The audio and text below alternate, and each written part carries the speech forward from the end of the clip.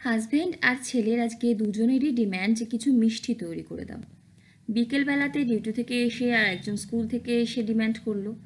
বাড়িতে সত্যি বলতে মিষ্টি তৈরির জন্য খুব বেশি কিন্তু দুধের প্যাকেট ছিল না। দুধ একটা প্যাকেট সকালবেলা জাল দিয়েছিলাম, তো সেখান থেকেই কিছুটা ছিল। আর সুজি তো বাড়িতে থাকেই। তৈরি করেছিলাম সুজির ল্যাংচা। খেতে এত দারুণ হয়, বাইরের দোকান থেকে কেনা যে কোনো মিষ্টিকে কিন্তু ভালোই টেক্কা দিতে পারে। খুব তাড়াতাড়ি তৈরি হয়, খুব বেশি উপকরণও লাগে না। তো চলুন শুরু করি আজকের এই ভিডিও। নমস্কার, সুমেধা রান্নাঘরের আরও একটা ভিডিওতে সবাইকে স্বাগত। সবার প্রথমে আমি একটা মেজারমেন্ট কাপ নিয়েছি, সেই কাপের 1 কাপ পরিমাণে নিচ্ছি সুজি। ছোট দানা হোক বড় দানা হোক যেটাই হোক। এবারে একটা কড়াই বা প্যান নিয়ে 1 টেবিল চামচ ঘি দিচ্ছি। ঘিটা একটু গরম হয়ে গেলে 1 কাপ সুজি দিচ্ছি। গ্যাসের ফ্লেমটা লোতে রাখবো। সুজিটার কিন্তু কালার চেঞ্জ করব না, জাস্ট 4 থেকে 5 মিনিট লো ফ্লেমে সুজিটাকে ভেজে নেব যতক্ষণ না সুজির কাঁচা ভাবটা চলে যাচ্ছে। আর এদিকে যে কাপে সুজি নিয়েছি সে কাপে কিন্তু 2 কাপ আমাদের লিকুইড দুধের দরকার। দুধটা জাল করা ঠান্ডা দুধ, মানে নর্মাল তাপমাত্রায়। দুধটা অল্প অল্প করে দেবো, গ্যাসের ফ্লেমটা লোতেই রাখবো আর সব কিছুকে ভালো মতো মেশাতে থাকবো। প্রথমে আমি 1 কাপ দুধ দিচ্ছি, দুবারে দিলাম। আর কালারের জন্য আমি 1 ড্রপ ফুড কালার দিচ্ছি, এটা কিন্তু একদম অপশনাল, ইচ্ছা হলে দিতে পারেন। আমার আজকে একটু ইচ্ছা হলো দিতে, দিলাম। এই ফুড কালারটা এর আগেও আমি ব্যবহার করেছি, অ্যামাজন থেকে খুব রিসেন্টলি পারচেস করেছি, বেশ ভালো কোয়ালিটি। তো এর সাথে কিন্তু আরও 1 কাপ যে লিকুইড দুধ বললাম সেটাও কিন্তু দিয়ে দেবো। 1 কাপ সুজির জন্য 2 কাপ দুধের ব্যবহার করতে হবে। বাড়িতে থাকা যে কোনো বাটিতেও কিন্তু এই মেজারমেন্টটা নিয়ে আপনারা করতে পারেন। তো ভালো মতো সমস্ত দুধটা সুজির সাথে মিশিয়ে নিয়েছি। সুজিটাও দেখতে পাচ্ছেন বেশ ফুলে গেছে। গ্যাসের ফ্লেমটাকে লোতেই রাখবো। আর একটু যতক্ষণ না এটা একটু নরম হয়ে হালকা করে কড়াইটা ছাড়া শুরু করে ততক্ষণ নাড়াচাড়া করব। দেখতেই পাচ্ছেন সুজির এই মিশ্রণটা কিন্তু কড়াইটা থেকে উঠে এসেছে। তবে খুব বেশি কিন্তু টাইট করে ফেলবো না। যখন এরকম একটু নরম নরম থাকবে তখনই কিন্তু গ্যাসের ফ্লেমটাকে বন্ধ করে দিয়ে একটা প্লেটের মধ্যে নিয়ে নেব। খুব বেশি টাইট করে নিলে এটা যখন ঠান্ডা হতে থাকবে আরও বেশি কিন্তু শক্ত হয়ে যাবে, মিষ্টিগুলো ভালো হবে না। তো মিষ্টিটার এই গরম ভাবটা একটু কমুক, রস বানিয়ে নিই। অন্য একটা কড়াইতে নিয়ে নিচ্ছি, যে কাপে সুজি নিয়েছি সে কাপেরই 1 কাপ পরিমাণে চিনি আর 1 কাপ পরিমাণে কিন্তু জলের এখানে ব্যবহার করছি। গ্যাসের ফ্লেমটা এই সময় আমি মিডিয়াম টু হাইয়ের দিকে করে দেবো।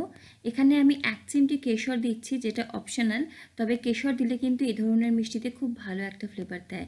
আর 2টো ছোটো এলাচ ফাটিয়ে দিচ্ছি। ফ্লেভারের জন্য আপনারা এখানে 1 চা চামচ কেওড়ার জল বা গোলাপ জলেরও ব্যবহার করতে পারেন। এর সাথে দিয়ে দেবো 1 থেকে 2 ড্রপ ইয়েলো ফুড কালার। কালারটাও এটাও কিন্তু কালারও অপশনাল। কেশরটা ইচ্ছে হলে কিন্তু অবশ্যই দিতে পারেন, ভালো লাগবে। তবে কালারটার সাথে স্বাদের তো কোনো কানেকশন নেই, তো কালারটা অ্যাভয়েড করতে পারেন। চিনিটা ভালো মতো গলে জাস্ট 1 থেকে 2 মিনিট ফুটিয়ে নিয়েছি রসটাকে। আমাদের এখানে কিন্তু খুব বেশি ঘন রস লাগবে না, 1 তার বা 2 তা। দেখতেই পাচ্ছেন রসটা কিন্তু বেশ পাতলা। হাতে একটুখানি আঙুলের মধ্যে রসটা নিয়ে দেখবেন হালকা একটু চিটচিট করছে।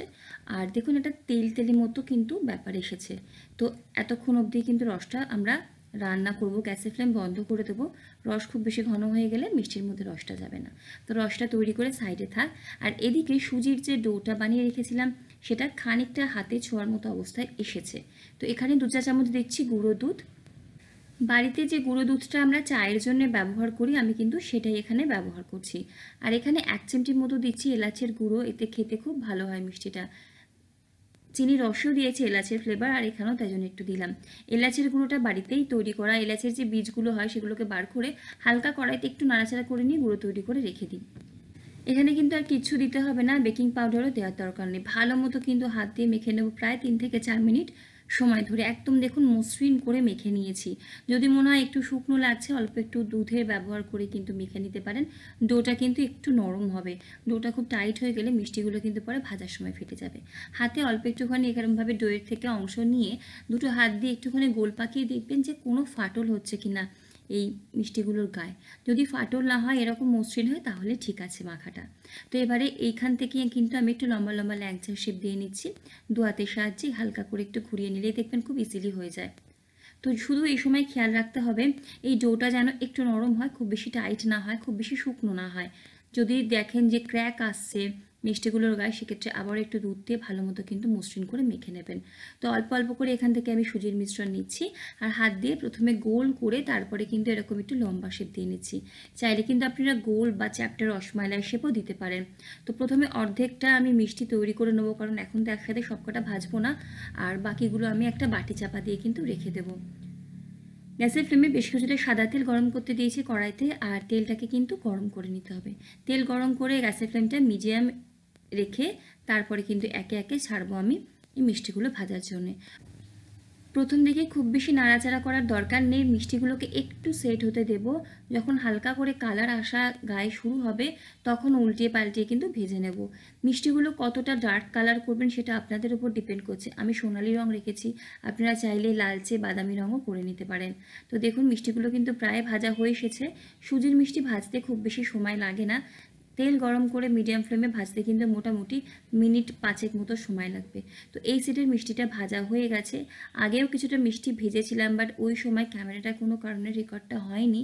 তো এবারে মিষ্টিগুলো গরম গরম অবস্থাতে, আর চিনির যে শিরাটা বা সিরাপটা সেটা কিন্তু হালকা উষ্ণ থাকবে, তার মধ্যে গরম গরম ভাজা মিষ্টিগুলো রেখে ঢাকা দিতে থাকবো। সমস্ত মিষ্টিগুলো এই রসের মধ্যে রেখে দেবো 1 ঘন্টা থেকে 1.5 ঘন্টা। 1.5 ঘন্টার মধ্যেই দেখবেন খুব সুন্দর রস টেনে নিয়েছে। দেখতেই পাচ্ছেন কতটা রস বানিয়েছিলাম, কড়াইতে কিন্তু আর বেশি রস পড়েনি, মিষ্টিগুলো সমস্ত রস টেনে নিয়েছে। 1.5 ঘন্টা পরে একটা প্লেটের মধ্যে মিষ্টিগুলোকে কিছুটা মিষ্টি সার্ভ করেছি। অনেক কটা কিন্তু মিষ্টি তৈরি হয়েছে, আমি এখানে 10টার মতো সার্ভ করেছি। ওপর থেকে রস দিয়ে সার্ভ করব। চাইলে একটু বাদামের কুচি দিতে পারেন। একটা মিষ্টি কেটে দেখাচ্ছি, যতটা নরম হয় আর ভেতর থেকে একদম রসালো, দারুণ খেতে হয়। অবশ্যই একদিন বানাবেন সুজির এই ল্যাংচা। বানানো যতটা সহজ, খেতে কিন্তু অনেক বেশি সুস্বাদু। আমার তো ছেলে আর বর দারুণ খুশি এই মিষ্টি পেয়ে। ভিডিও ভালো লাগলে লাইক, কমেন্ট, শেয়ার, সাবস্ক্রাইব করে পাশে থাকবেন। আপনাদের কমেন্টে আমি উৎসাহিত হব নিত্য নতুন ভিডিও আপনাদের কাছে নিয়ে আসার। আজকের ভিডিও অবধি, সবাই ভালো থাকুন, সুস্থ থাকুন, টাটা।